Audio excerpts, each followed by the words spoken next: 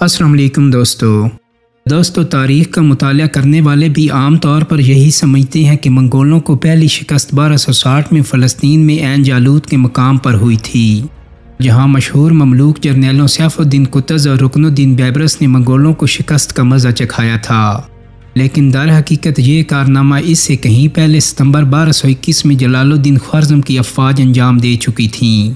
یہ تاریخی جنگ معرکہ پروان کہلاتی ہے، جو موجودہ کابل کے قریب لڑی گئی تھی۔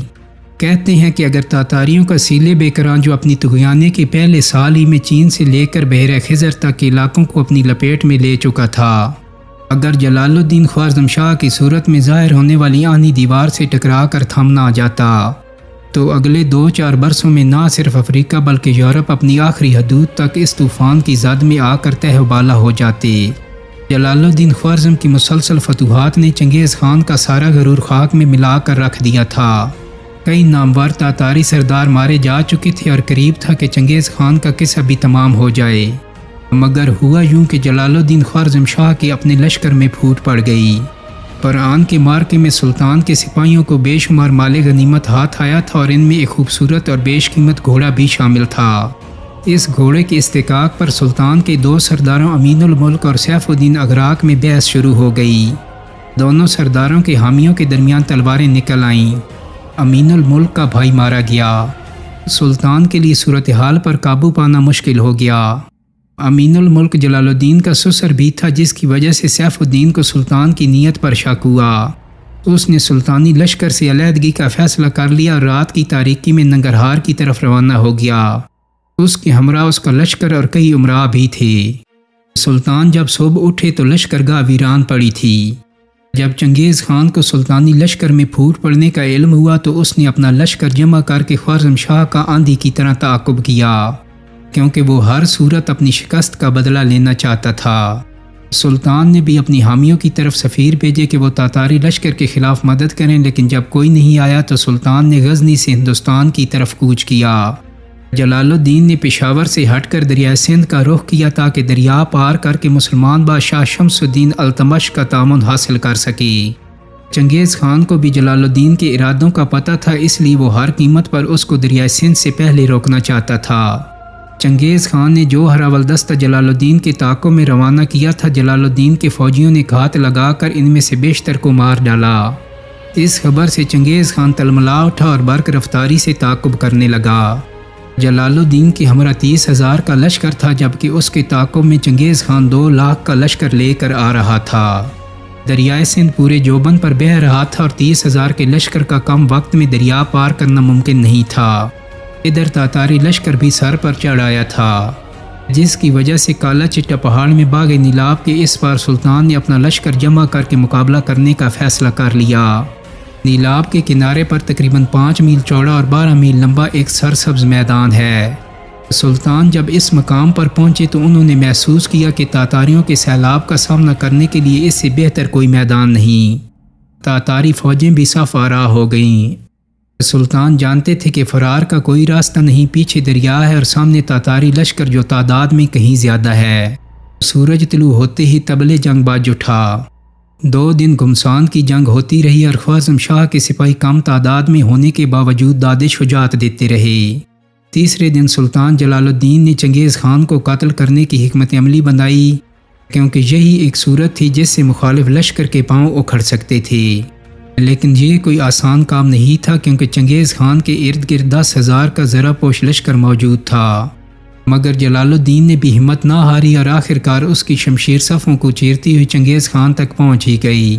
جلال الدین کا خیال تھا کہ چنگیز خان اسے دیکھتے ہوئے مقابلہ کرے گا، مگر جب چنگیز خان کا گھوڑا سلطان کے لشکریوں نے مار ڈالا تو چنگیز خان گھوڑا تبدیل کرتے ہوئے بھاگ کھڑا ہوا، کیونکہ اسے معلوم ہو چکا تھا کہ جلال الدین خوارزم کی تلوار کے آگے وہ ٹھہر نہیں سکے گا۔ چنگیز خان کو بھاگتے ہوئے دیکھ کر اس کا لشکر بھی لرز گیا، لیکن اس سے پہلے کہ جلال الدین خوارزم نئی حکمت عملی ترتیب دیتے، چنگیز خان کی فوج نے پہاڑ کی دوسری جانب سے حملہ کر دیا۔ چونکہ جلال الدین کی فوج کا بڑا حصہ چنگیز خان کو ہلاک کرنے کی حکمت عملی پر پیرا تھا، اس لیے پیچھے کی جانب فوج قلیل تعداد میں تھی۔ اس اچانک حملے پر جلال الدین کی فوج پسپا ہونا شروع ہو گئی اور جلال الدین کے کمانڈر امین الملک مارے گئے۔ اب چنگیز خان کے فوجیوں کا ہدف جلال الدین خوارزم شاہ تھا، جس کا جانثار دستہ ایک ایک کر کے کٹتا گیا۔ جلال الدین تقریباً 5 میل پسپائی کے بعد جب اپنے خیمے کے پاس پہنچا تو اس کے ارد گرد صرف 700 جانثار باقی رہ گئے تھے، تاہم وہ مقابلہ جاری رکھے ہوئے تھا۔ وہ زخمی شیر کی طرح ابھی بھی دشمن کی صفیں الٹ پلٹ کر رہا تھا۔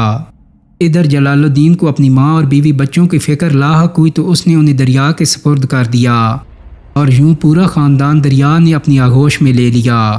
مگر جلال الدین کے پاس آنسو بہانے کی بھی فرصت نہیں تھی۔ جلال الدین غضبناکی سے لڑ رہا تھا اور چنگیز خان یہ منظر دیکھ رہا تھا۔ وہ جانتا تھا کہ تھوڑی دیر میں یہ کھیل ختم ہو جائے گا اور جلال الدین گرفتار ہو کر میرے سامنے ہوگا۔ اسی دوران جلال الدین کے ماموزاد بھائی نے اس کے گھوڑے کی لگام پکڑ کر پوری قوت سے اسے دشمن کے نرغے سے باہر نکال لیا۔ جلال الدین نے دریا کے کنارے چٹانوں پر چڑھ کر پیچھے نگاہ ڈالی تو دشمن کا ریلا سیلاب کی طرح بڑھتا چلا آ رہا تھا اور دوسری طرف دریائے سندھ ٹھاٹھیں مار رہا تھا۔ موجیں اتنی منہ زور تھیں کہ لمحوں میں کسی کو بھی تتر بتر کر دیں۔ جلال الدین نے نعرہ تکبیر بلند کیا اور گھوڑا دوڑاتے ہوئے دریا میں چھلانگ لگا دی۔ دوستو، تاریخ خوارزم شاہی کے مؤلف کے بقول اس مقام پر دریا کی گہرائی 180 فٹ تھی، جس میں جا بجا خوفناک چٹانیں سر اٹھائے کھڑی تھیں۔ جیسے جلال الدین کا گھوڑا دریا میں گرا ایک گرجدار آواز پیدا ہوئی۔ دریا کا پانی کئی گز اوپر اچھلا۔ لمحہ بھر کے لیے جلال الدین لہروں میں گم ہو گیا، تاہم وہ کئی بار ابھرا اور ڈوبا اور دریا کی لہروں کا مقابلہ کرتے ہوئے آخرکار وہ دوسرے کنارے کی طرف بڑھتا ہوا نظر آیا۔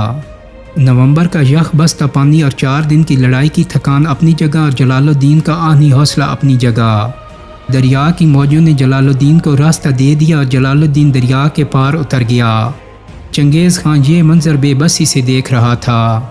جلال الدین نے کنارے پر پہنچتے ہی ایک زوردار کہکا لگایا، جو اس بات کا ثبوت تھا کہ چنگیز خان دریائے آمو سے اپنے جس دشمن کا پیچھا کرتے ہوئے آیا تھا، اب اس کا بال بھی کبھی نہیں کر سکتا تھا۔ دریائے سندھ نے موت کے آگے جو سرحد کھینچ دی تھی، اسے عبور کرنا اب چنگیز خان کے بس میں نہیں تھا۔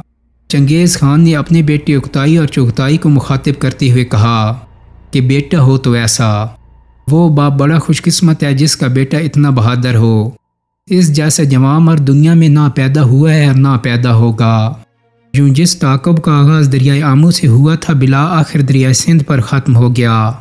اب جلال الدین خوارزم شاہ کے قدم ہندوستان میں تھے، جہاں سلطان دلی شمس الدین التمش کی حکومت تھی، ایک جہان دیدہ حکمران جس سے بخوبی اندازہ تھا کہ جلال الدین کی آمد کے ساتھ کن خطرات نے ہندوستان کا رخ کر لیا ہے۔ اس لیے جلال الدین کی تمام تر کوشش کے باوجود التمش نے اس سے اتحاد نہیں کیا۔ دوستو، جلال الدین تقریباً 3 سال تک پنجاب اور سندھ میں مقیم رہا۔ اپنے پیچھے آنے والے ساتھیوں کی مدد سے کئی مقامی راجاؤں پر فتوحات پائیں۔ منگول اس کے تعاقب میں ملتان تک آئے بھی، لیکن 40 دن سے زیادہ شہر کا محاصرہ نہیں کر پائے۔ خیر، جلال الدین دریائے سندھ کے کنارے ملتان سے دیبل تک ایک حکومت بنا چکا تھا۔ چاہتا تو اطمینان سے راج کر سکتا تھا، لیکن وہ تو اس سے کہیں بڑی ریاست کا حکمران تھا۔ ایک طویل اور تھکا دینے والا سفر کر کے بالآخر 1224 میں جلال الدین ایران کے شہر اصفہان پہنچ گیا، وہ خوش قسمت شہر جو اب تک منگولوں کی دست برد سے محفوظ تھا۔ جلال الدین نے اپنے ساتھیوں کی مدد سے شہر پر حکومت حاصل کی اور پھر بغداد سے رابطہ کیا، جہاں اب بھی اسی خلیفہ ناصر الدین کی حکومت تھی۔ لیکن اس نے جلال الدین کے مطالبات پر کان ہی نہیں دھرے، بلکہ الٹا اس پر جنگ مسلط کر دی۔ یہ الگ بات کہ بری طرح شکست بھی کھائی اور خوارزم شاہ کے خلاف بدلے کا خواب لے کر اگلے سال مر بھی گیا۔ سلطان جلال الدین نے دیگر مسلمان حکمرانوں سے مدد طلب کی کہ آؤ اس مشترکہ دشمن یعنی منگولوں کے خلاف مل کر لڑیں، لیکن سلاجقہ روم کے علاؤالدین کے اقبات کے سوا کسی نے حوصلہ افزا جواب نہیں دیا۔ اس کے بعد جلال الدین تقریباً 7 سال تک وسطی و شمالی ایران میں مسیح باطنی عناصر اور اپنے مخالفین کے خلاف جدوجہد کرتا رہا۔ مسلم تاریخ کے اس افسانوی کردار کی موت پر بھی اسرار کے کئی پردے پڑے ہوئے ہیں۔ کچھ مورخین کا کہنا ہے کہ جلال الدین نے ایک صوفی درویش کا روپ دھار لیا تھا اور اپنی باقی زندگی زاہدوں کی طرح گزاری۔ بہرحال آخری جنگ کے وقت اس کی عمر محض 31 سال تھی۔ یوں منگولوں کے خلاف مزاحمت کی علامت کا خاتمہ ہوا اور اب مسلم دنیا میں انہیں روکنے والا کوئی نہیں تھا، یہاں تک کہ 1258 میں سقوط بغداد بھی ہو گیا۔